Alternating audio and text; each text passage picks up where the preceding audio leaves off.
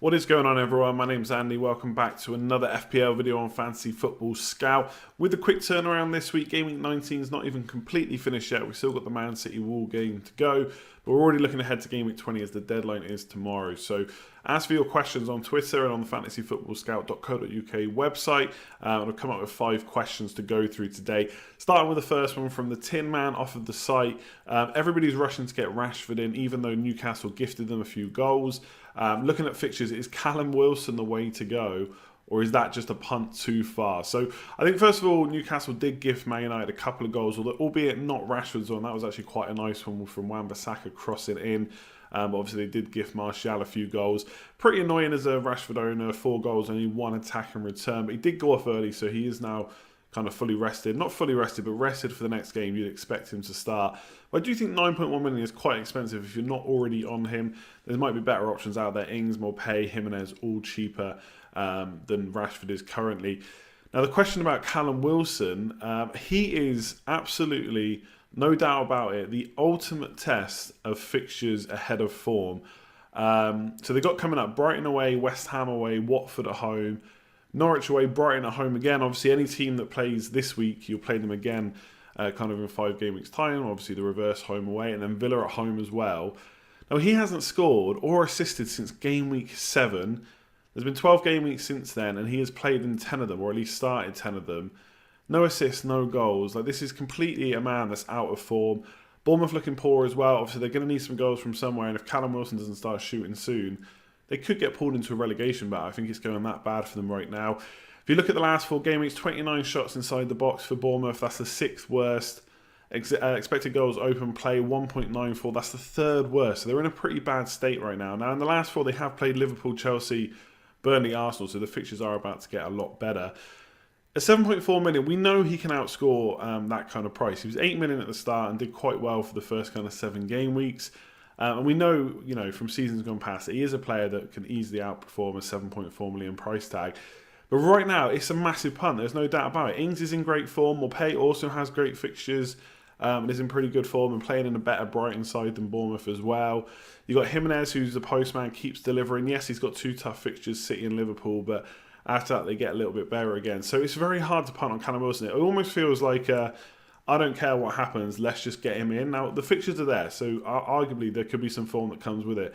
But you don't go 12 game weeks and playing 10 of them from the start and get no goals and assists and not be completely out of form. So for me, it's just a risk too far, I think, right now. But if you are someone that likes the fixtures, then you could go for it. But it's a massive punt, 7.4 million. Could he do it?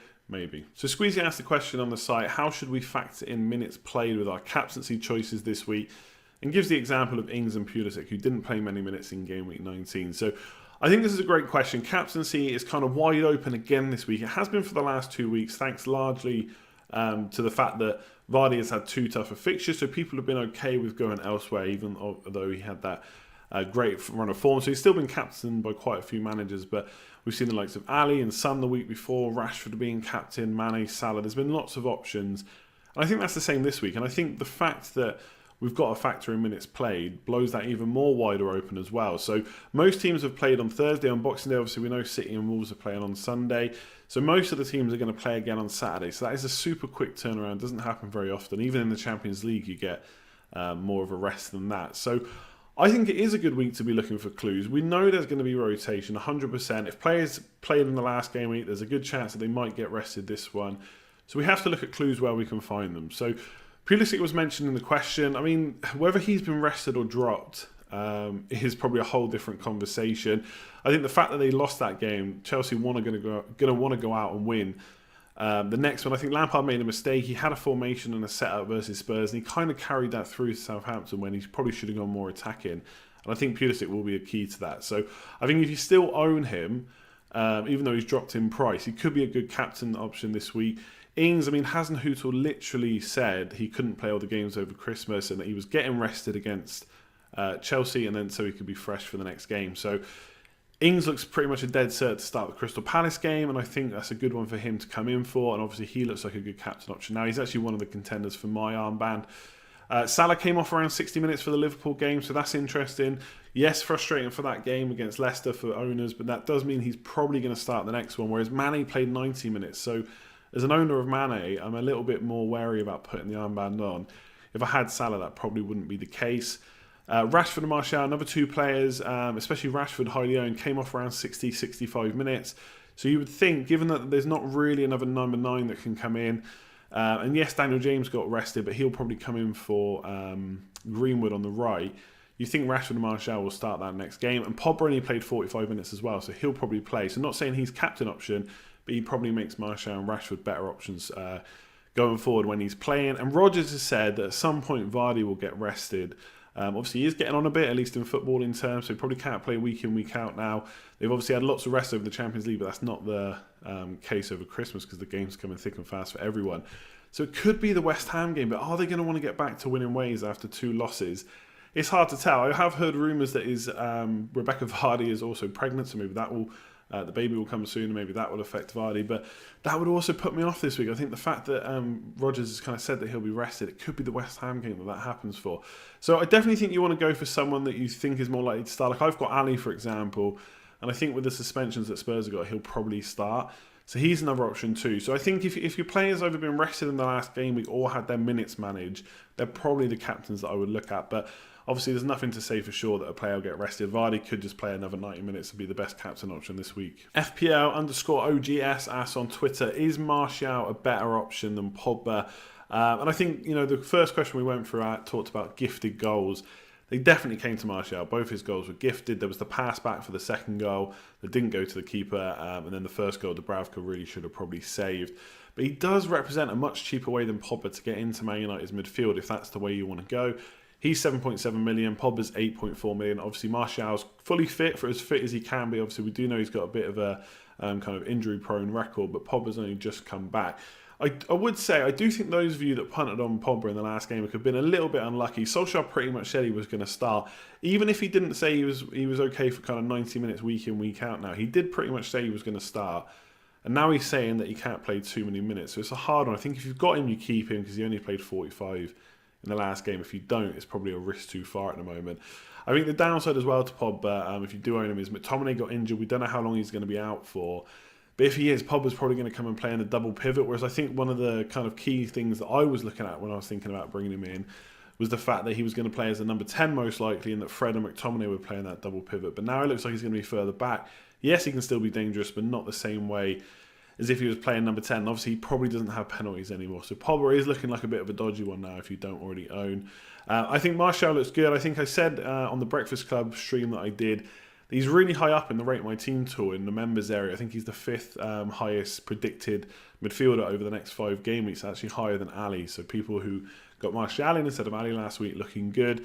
And obviously he is playing as number 9. If Pogba's back, that's only going to help him and Rashford. So I think right now, if you had to pick one, hindsight is great. And obviously Martial did well against Newcastle. But I just think the cheaper price, playing up front and more fit maybe than Pogba is right now, he's the one to go for. Ongo Gab Logan on the site asks, as the Christmas schedule is drawing to a close, is it important to revert back to a kind of strong 11 or 12 players rather than a good squad? And i.e., should money come out of your bench and go back into your first 11 now that we're not going to have these game weeks coming so thick and fast? So I think it's always, well, this is my personal opinion, of course, but I think it's always important to have most of your money in the starting 11, unless you've got some crazy team value and obviously you've got a bit of money left over, and during Christmas you can go for a stronger bench. I think it's always important to have most of your money in the 11 that's going to play week in, week out. And obviously there's some positions like defenders that you're going to rotate a bit. For the most part, in your first 11. And obviously the beauty of this season for a lot of you, you've got players like Lundstrom, Kelly and Rico who are 4 million, and most people pick them up around that kind of price. So you can still pump a lot of money in and have a good bench. I don't think you suddenly kind of tank your bench so that it's no good anymore. There's going to be times when one of your defenders maybe has a really tough fixture and you want to sub someone else in. Maybe they miss out, they get rested, rotated. Even through normal game weeks, that could happen when it's not the Christmas period. So I wouldn't necessarily want to destroy my bench completely, but I would put most of my money back into the 11. I think one of the key things that I've seen a lot of recently is people having a strong 8th attacker. Now again, no problem with that, and if you can fit in all the players you want to around that, then that's obviously good. But with Man City's fixtures coming up, Sterling looks like he could be a good option again. Salah and Mane obviously going to be doing well, especially around game weeks 24, 25. So you're going to need a lot of money to have them. Perhaps you want to go back to double Liverpool defence. Now they're keeping clean sheets. It's all money that maybe a lot of teams don't have spent. and they've spread it out over 8 attackers. So I'd probably be looking to revert back to kind of a bench fodder player that is going to play every week, but it's not necessarily going to give you massive returns, and go back to 7 strong attackers. So that's probably what I would look to. But I definitely wouldn't make my bench awful now. You're still going to need them from time to time. So don't spend too many transfers and stuff fixing that, but make sure most of your money is back into that first 11. And FPL Prince asks on Twitter, what should we do with Tammy Abraham? And he has been a frustrating one. At one point, he looked like the must-own striker, like the #1 to go to, very close to Jamie Vardy, even though Jamie Vardy was having a phenomenal start to the season.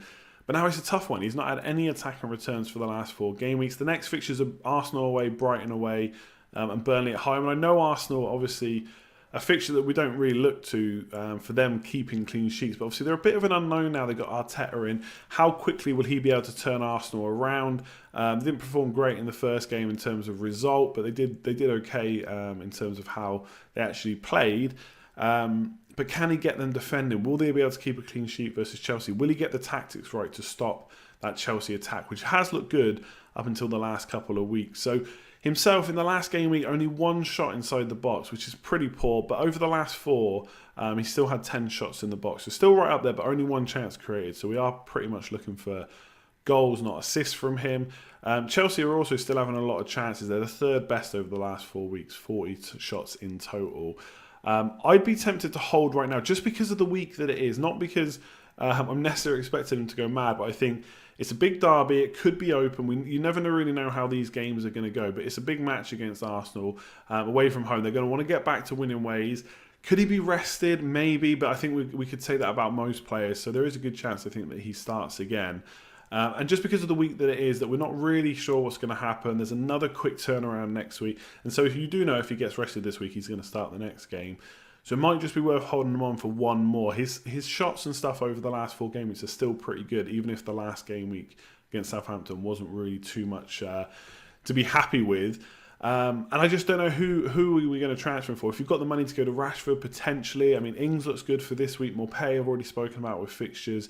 Jimenez maybe after the City and Liverpool game. But I'd be tempted just to hold him for the Arsenal game, especially if you've only got 1 free transfer. Carry that through to the next game. We can go from there. But it is getting harder and harder to kind of argue to hold him. He's not looking great, and Chelsea are in a bit of a rough patch. But I would just hope that Lampard's look to the last game, realise that yes, you can deploy those tactics against a team like Spurs, and when it pays off, you look great. But against teams like Southampton, you've got to go for it. And I think Arsenal, probably not much of as an attacking threat necessarily, as Spurs had been at least when Chelsea played them. And so I think Lampard might revert to kind of maybe a 4-3-3, 4-2-3-1, whatever it might be, and actually go for them at Arsenal, knowing they're there for the taking. They haven't been defensively good. Arteta hasn't had much of the time with the squad, so how quickly can he turn things around? So I'd be tempted to hold for Arsenal. I think it's not an easy hold, but I think it could be a good decision, and then reassess. But if he keeps this up, obviously he's going to have to go. 4 game weeks with no attacking returns is not good enough, but I would try and wipe that from your memory and just think this is a single game week now against Arsenal. Could he get points? I think he can. So that's it for this video. Hopefully you enjoyed it. If you did, make sure to give it a like. Much appreciated as always. And make sure you subscribe. There's loads of content on the Fantasy Football Scout channel.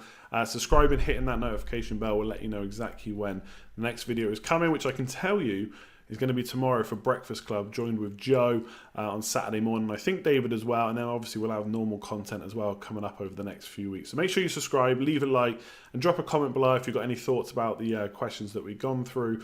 Or if you've got any questions of your own, we'll try and get to as many as possible. Otherwise, I'll leave it there and I'll catch you next time.